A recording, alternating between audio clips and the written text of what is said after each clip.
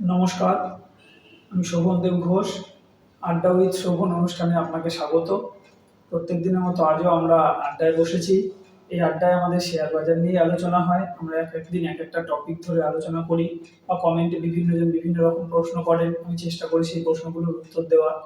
আজকে যেটা আলোচনা করব সেটা হচ্ছে, অনেকের মধ্যে এটা কাজ করে, স্যার আমি যদি শেয়ার বাজারটাকে শিখি, কোনো প্রফেশনাল কারোর কাছে যদি শিখি, তাহলে কি আমি একদম শেয়ারে মানে সস্তায়, সব থেকে সস্তায় কেনা আর সব থেকে চড়া দামে বিক্রি করা, এরকমটা কি করা সম্ভব?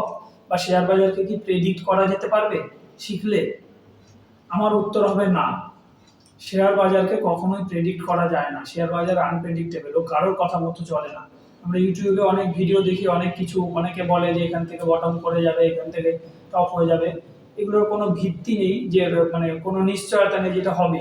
পুরোটাই প্রবাবিলিটির উপরে দাঁড়িয়ে থাকে। তবুও আমি বলবো, বিশেষ করে আমি যেটা মেনটেন করি সেটা হচ্ছে, একটা শেয়ার অনেকটা সস্তা হয়ে গেছে, তার ফান্ডামেন্টাল ভালো, সেখানে একটু একটু করে অ্যাকুমুলেট করো, মানে অল্প অল্প করে কিনতে থাকো। যত নিচে আসতে থাকবে আরো অ্যাড করতে থাকবো। এবার প্রশ্ন হচ্ছে, যেটা সমস্যা হয় সব থেকে বেশি, যেটা আমি অতীতে আমি নিজেও অনেক ফেস করেছি, সেটা হচ্ছে শেয়ারের দাম যখন সস্তা হয়ে যায়, তখন আমাদের হাতে আর টাকা থাকে না। আমরা অনেক উপরেই মানে শেয়ার কিনে সেই টাকাগুলোকে ব্লক করে ফেলি। এটা একটা বড় সমস্যা। এর জন্য আমাদেরকে মানে ঠিকমতো মানি ম্যানেজমেন্ট বুঝতে হয়।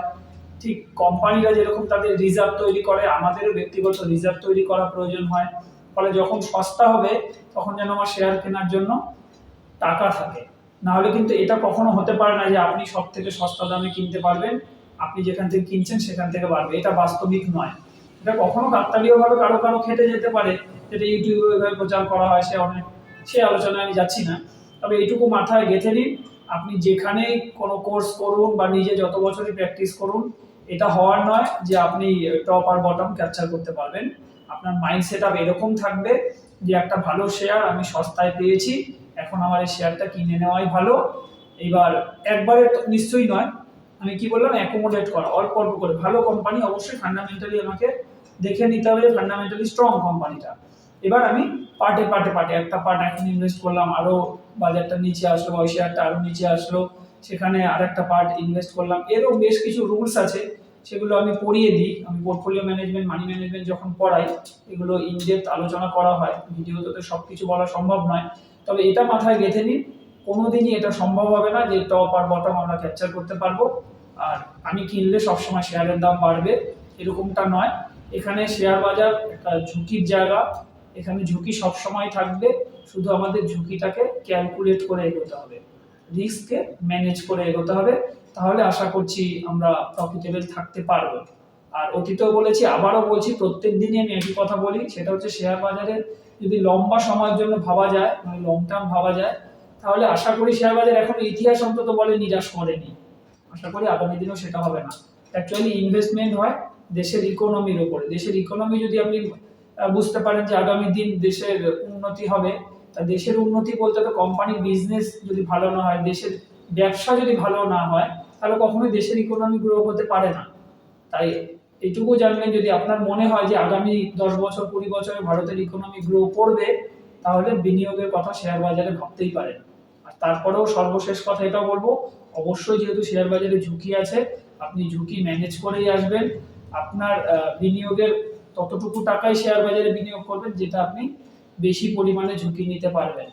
আর না হলে আরো অন্যান্য যে আমাদের উপায় আছে, বিভিন্ন খাতেও আমরা টাকাকে বিনিয়োগ করতেই পারি। তবে শেয়ার বাজার একটা পার্ট, এটাকেও আমার মনে হয় প্রত্যেকেরই এটা নিয়ে ভাবা উচিত। কারণ আমাদেরকে ঝুঁকি যদি আমরা না নিই, ঝুঁকির বিনিয়োগে যদি আমরা না যাই, তাহলে কিন্তু গেইনও করা যাবে না।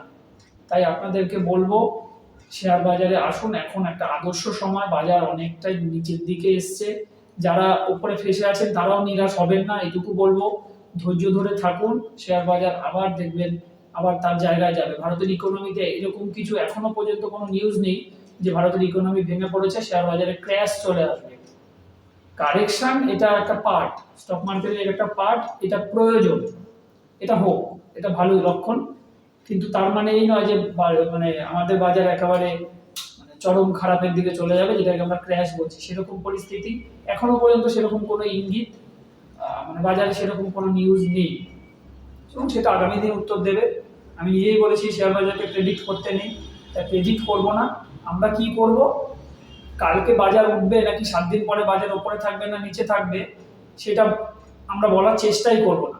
আমরা কি করব, ধরুন আমাকে যদি আপনি জিজ্ঞাসা করেন যে কাল সকালে সূর্য উঠবে নাকি বৃষ্টি পড়বে নাকি কুয়াশা পড়বে, আমার উত্তরটা হচ্ছে আমি জানি না কি পড়বে, কিন্তু আমার প্রস্তুতি সব কিছুর জন্যই থাকবে।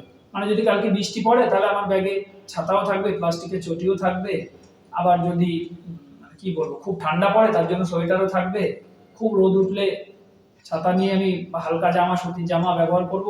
সবকিছুর আমাদের প্রস্তুতি রাখতে হবে, কিন্তু আমার কথা মতোই কালকের দিনটা হবে বা আগামী দিনটা হবে এমনটা কিন্তু নয়। তাহলে আমরা শেয়ার বাজারে যেটা শিখি বা শেখাই আমি, সেটা কিন্তু শেয়ার বাজারকে প্রেডিক্ট করা আমি শেখাই না। সেই আমার মনে হয় না সেই ক্ষমতা কারো আছে কিনা, আমার অন্তত নেই যে শেয়ার বাজারকে প্রেডিক্ট করতে পারবো। আমরা প্রিপারেশন নিই যে এই জায়গা থেকে এই হলে আমি এই করব, এই জায়গা থেকে ওই হলে আমি ওই করব। আমাদের প্রস্তুতি নেওয়া সেটা আমরা শিখি। আশা করি আগামী দিনগুলোতেও আপনারা আপনাদের যা যা মনে প্রশ্ন থাকবে, আমি তো আমার মন থেকে বললাম, আপনাদের মনেও যা প্রশ্ন থাকবে কমেন্টে লিখবেন, আমি চেষ্টা করব সেগুলো আলোচনা করার। আর ভিডিও যদি ভালো লেগে থাকে লাইক করবেন, প্রত্যেকদিনই বলি, আপনারা সেটা করেনও। ভালো লাগলে লাইক করবেন, বন্ধুদের সাথে শেয়ার করবেন। আর যারা প্রথমবার আমার চ্যানেলে এসেছেন তাদের কাছে অনুরোধ রাখবো আপনারা সাবস্ক্রাইব করুন এবং নোটিফিকেশন বেল আইকন অন করে রাখুন, যাতে সঙ্গে সঙ্গে আপনারা নোটিফিকেশন পান। আজকের ভিডিও আমি এখানেই শেষ করছি। ধন্যবাদ।